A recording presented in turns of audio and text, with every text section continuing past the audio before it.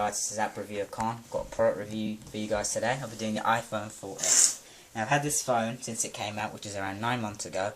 I'm ready to give an in-depth review of what this phone has to offer and some of its features. Right, let's start off with iOS 5, which is incorporated straight into this iPhone when it came from the box. Right. One of the good features that iPhone 5 brings with it is Notification Center. This allows you to see the weather, stocks, your basic notifications, for example, email, Facebook updates, Twitter updates, and missed calls or any messages that you have missed, or you can basically program them into here. For example, if you go into settings now, I'll just show you, and if you go into notifications, I've got these things in Notification Center. For example, you can have games as well. I've got Skype, Facebook in Notification Center, so any updates or anything I have will just automatically appear in here. And this is accessible in any app. You just scroll down simply just like that.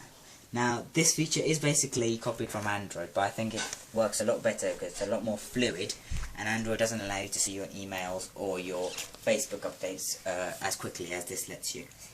Another nice feature in iOS 5.1, which was an announced one, was the camera was very easily accessible from the lock screen. You just scroll up like this, and you can very easily just snap photos just like that. This feature I found very useful because I do use my iPhone 4S camera a lot, and to be able to have it straight away available from the lock screen was very, very useful. Right, that was the interface. Now another feature that iOS 5 brings along with it is iCloud. Now iCloud, if I just go into settings here, is extremely useful. It basically backs up all your data, and for example, your mail, contacts, calendars, reminders, bookmark, notes, photo stream, all your apps and your music. So for example, if I buy a song on my iPhone, it will automatically appear on my iPad. Now I found this feature extremely useful because I do have two iDevices, and being able to have the apps and music on both was very, very useful. Also, I lost my iPhone before, and I had to delete all of it and wipe it, but since it was backed up to iCloud, I could get all of my apps, music and everything back again. Right, let's go on to the internet. Now, this iPhone has in it a A5 dual-core processor which runs at 1 GHz, same processor that's used in the iPad 2, and this is much improved from the iPhone 4's processor, which had an A4, which was a single-core processor. I'll just show you. Let's load up bbc.com and see how quickly it can load that up. As you just saw, it loaded up the entire desktop site in a matter of 2 seconds. This is extremely, extremely quick compared to the iPhone 4, which took at least 5, even on Wi-Fi. Now on 3G, I'll just show you how well it does on 3G. Let's turn the Wi-Fi off and 3G on. Yep, 3G is on. Let's do it now. Let's reload this site. I must warn, I don't have very good connection in my area. Seems like I've only got 2G at this moment. We'll see how quickly it can load that up.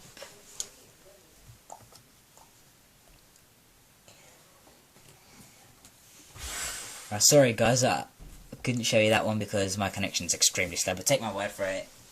Outdoors, for example, in an area where you can get good 3G connection, it takes around, for example, 10 seconds, 8 seconds to load up a website like that. That's very good compared to the last iPhone, which took around 15-20 and just was a bit slow.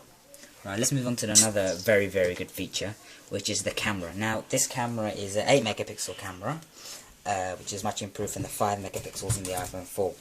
The video recording capabilities have also been improved. Now it runs on full HD rather than just 720p HD. Let's just take a quick photo here. Now as you saw, the shutter, they've improved the shutter lag. It's almost zero shutter lag, so taking pictures is extremely quick. And I think the quality of pictures on this iPhone is definitely the best that I've seen on any phone out there, even in the S2 and the S3. I have tried them, and they're not as good as this. Now, as I mentioned before, the video capabilities on this are 1080p, which is excellent. I'll just show you a quick sample here. This is a test of the iPhone 4S's video camera. I'll just replay that back to you. Right.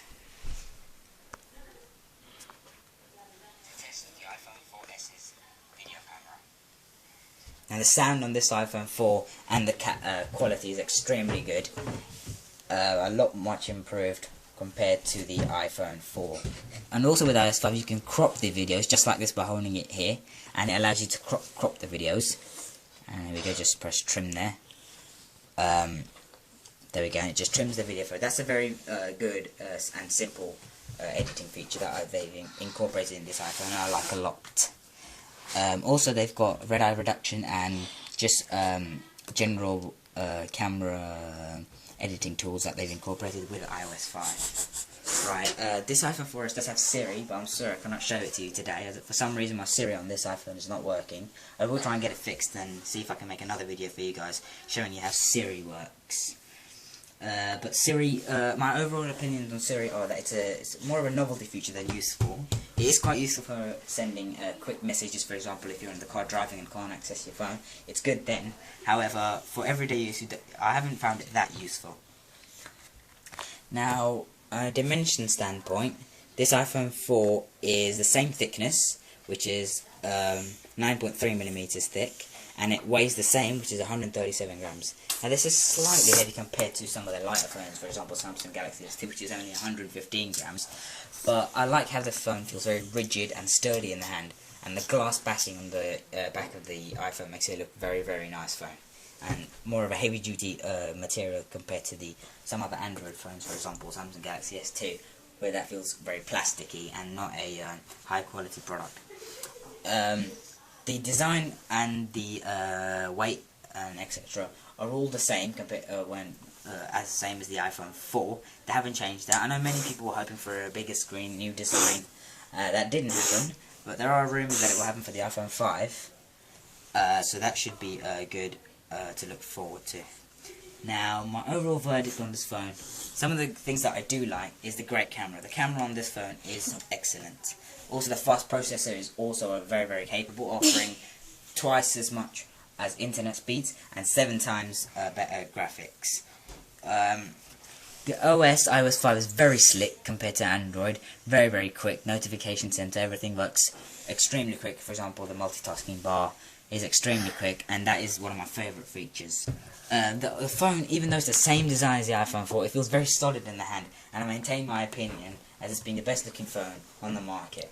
Also, Siri voice recognition I like, because it's even though it's not that useful, they've still incorporated it in for you, and for me it may not be useful, but for other users it is, that I know that they find it very useful. Some of the things I don't like is I was hoping for a new design, obviously that didn't happen. It's also quite costly, and there's no Flash integration. However, Flash is now banned for all phones, as Adobe has cancelled it for all phones, including Android, so they won't be able to have Flash either. Overall, my opinions of this phone, this is a solid upgrade compared to the iPhone 4. If you have an iPhone 3GS or earlier, I think you should definitely buy this phone, as it's very fast, very slick, and the touchscreen is 3.5. For some people that might be a benefit, because they might not want such a big touchscreen, which might make it hard to use the phone. So if you have an iPhone 3GS or earlier, I would definitely recommend buying this phone. If you have an iPhone 4 on the other hand, now this phone's been out on the market for 9 months, and I recommend you wait for the iPhone 5 to come out if you have an iPhone 4, which will incorporate a lot better design, or have a new design, have a bigger screen, and it will be improved in a lot of remarks. For example, it will have a quad-core processor as well. These are all rumours, but I recommend that you stay with your current phone and go for the, if you have an iPhone 4 that is, and go for the iPhone 5 when it comes out. Now overall, I think this phone is good, and if you have an Android phone, for example a Galaxy S2 or a HTC Desire HD or something like that, I think you should upgrade. However, if you have a Samsung Galaxy S3, you should definitely not upgrade to this phone and wait for the iPhone 5. Right, thank you for watching. This was App Review Khan. Like, subscribe to my videos, and comment what else should I do. Thank you for watching, guys.